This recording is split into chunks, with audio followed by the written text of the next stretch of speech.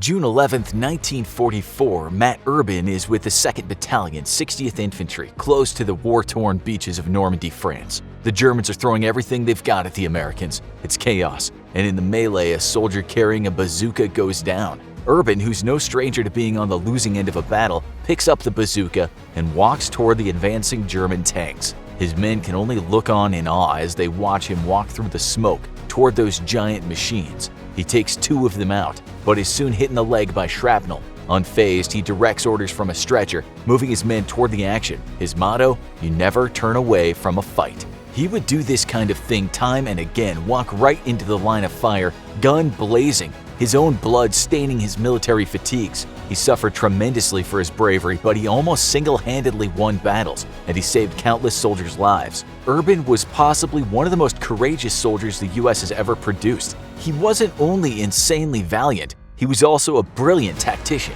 He could have died, he should have died on numerous occasions, but there's a reason he got the nickname the Ghost. He was unstoppable, and he could seemingly defy death. Time and again, he took out the enemy and somehow evaded being killed himself. That's why he became one of the most decorated American soldiers of all time. The Medal of Honor, 7 Purple Hearts, Silver Stars, the French Croix de Guerre, the American Campaign Medal, and others. This is his story. Born on August 25, 1919, Urban was brought up on the tough streets of Buffalo, New York. His family were regular blue-collar workers. There wasn't much cash to go around, but coming from a humble background no doubt set this person up to become the man he became. In high school, he succeeded in most sports and was a very proficient boxer. In 1937, he enrolled at Cornell University to study history. While there, he joined the Reserve Officers Training Corps, competing in its athletics and boxing competitions. His life was about to change forever. The world was about to change forever. War was on its way. November 8, 1942, Urban finds himself under fire for the first time in his life. He's part of what's called the invasion of North Africa. He's fighting at the Battle of Port Lyautey in French Morocco when something happens to Urban that will shape him into the fearless soldier he'll become. It's a vicious fight, with both sides seeing many casualties. Some of the American landing boats don't even make it to port.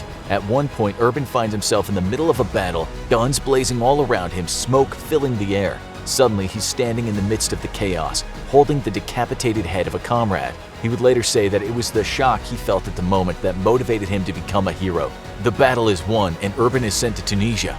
There, he captures a German communications post almost by himself. He leads his men against the German army in the Battle of Kasserine Pass. His battalion holds off a German counterattack, and Urban is fierce as always. During the fight, his men are on the back foot, but Urban holds his ground.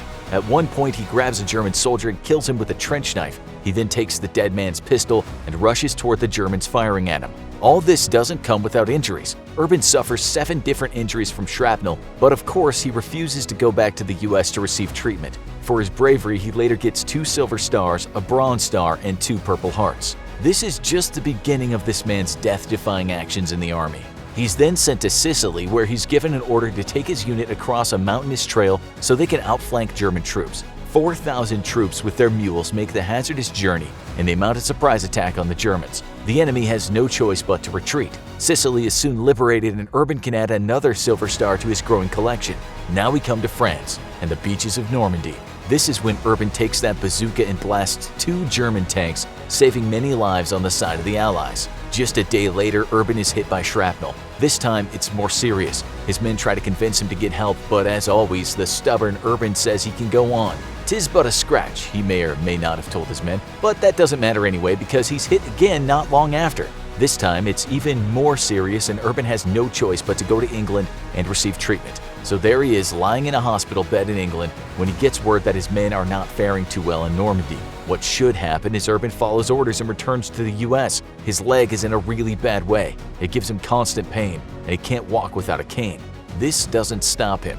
He gets 40 guys together and they board a troop carrier and return to France. Once there, he hitchhikes to Utah Beach where his battalion is. When he arrives, he finds his men in a difficult position. They're taking heavy fire and are basically pinned down. It's now time for more heroics. Urban is informed that a US tank still has a driver in it. 2 soldiers have already been killed by the Germans after trying to get into the turret and the 50 caliber machine gun. Under heavy fire, Urban crawls through the mud, making his way to the tank. When the others have failed, he succeeds. He He gains control of the tank and orders the driver to head toward the Germans. Under fire from anti-tank artillery, Urban and the driver keep pressing ahead. Those who witness this can't believe their eyes. Here's a man that can hardly walk, a man that should be in a hospital bed, and he's blasting his way through German forces like he's both invisible and invincible. The guy is half crazy, say some men. It's as if he has no fear. It's then that they give him the nickname the Ghost. And the Ghost isn't done yet. He's just starting. After reaching enemy lines in his tank, Urban's men gain confidence. They pick up their guns and run toward the Germans. What ensues is a fight for life, hand-to-hand combat and bayonet fighting between US and German troops. Buoyed by the brutal strength of their commander, the American troops overwhelm the Germans. The white flag is held up. The enemy is defeated. All this is being watched from a distance. 2nd Battalion Commander Max L. Wolf has been standing at a far-off command post watching the fight through his binoculars. He can't believe what he just witnessed. One man has pretty much led his men to victory in a battle they looked certain to lose. Wolf soon recommends Urban for the Medal of Honor, not just for showing incredible bravery, but for saving the lives of a battalion that looked sure to die. This is what was later written about Urban's actions and why he was recommended for the medal. Urban moved forward, and damned if the US Army didn't move forward also. He bellied up to the tank and amid heavy gunfire scrambled aboard and manned the machine gun. The driver took heart with Urban aboard. The tank roared forward, and Urban tore the hillside apart with that gun. The men, once again with Urbanitis, scrambled up the rise and gained the objective. So does Urban return home, collect his medal, and bask in the warmth of his country's appreciation? Hell no. He fights on, even with a seriously damaged leg. Around a week later, he gets injured again, this time by a shell fragment that just misses his heart. Does he return home when asked? You know the answer to that. His admirer Wolf is taken out by the Germans, so the 24-year-old Urban assumes command of the 2nd Battalion. Believe it or not, he gets wounded yet again by shrapnel, but he manages to stay with his unit. That unit receives the French Croix de Guerre, and now it's time for Urban to raise hell over in Belgium. This is where he really should die. God knows how he didn't. He's fighting against the Germans with his battalion in a place called Philippeville. There, they've discovered a fairly large, well-equipped German unit. When Urban and his men finally get the aircraft cover they requested, they advance toward the German troops. Not one to shy away from a fight, Urban runs at the Germans. His objective is to take out a machine gun nest, but to do that he has to get close. Armed with 2 grenades, he runs toward the emplacement. His men watch in wonder and then in horror as their commander takes a bullet to the neck. Urban's now lying on the floor, trying to staunch a river of blood seeping from his neck. The unused grenades lie at his side.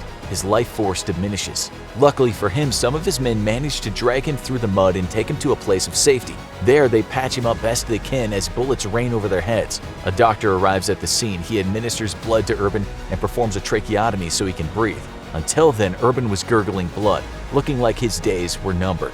He's in such a bad way that when the chaplain arrives, he's read his last rites. The doctor approves, saying this man has seen his last fight. But we're talking about a man called Ghost. Ghosts don't die easily. Urban knocks on death's door a few times during his recovery, but in a hospital in France, he gets over the worst of it. In England, he receives more treatment, and a man that looked as good as dead comes back to life. And no, he doesn't go home to the US. You should know that by now. Instead, he gets the green light in Scotland to go back to his battalion. His men are over the moon to see him because no one thought he could have survived that neck wound. It's as if they're looking at a ghost. There is a slight problem when it comes to leading his men. He can't actually speak. He asks the higher-ups if he can take a combat assignment and if he can do that using writing, not speaking. This is a bridge too far for his infantry regiment commander. He's told he can stay with his men for a while, but no more big fights. It's time to hang up your gloves, the commander tells him. Urban retired from the military in 1947 to concentrate on sports coaching, especially boxing. He trained a bunch of young men and helped them to become national Golden Gloves champions. He even trained Cassius Clay for a while, the man that would become Muhammad Ali, possibly the greatest fighter that ever lived. Urban could talk in those days, but his damaged vocal cords gave him quite a raspy voice. The Ghost died in 1995, aged 75. The cause of death was a collapsed lung, a consequence of the injuries he'd received in the war. Now you need to watch the insanely crazy story of a tiny soldier, or Bazooka Charlie, pilot who attached a bazooka to a plane.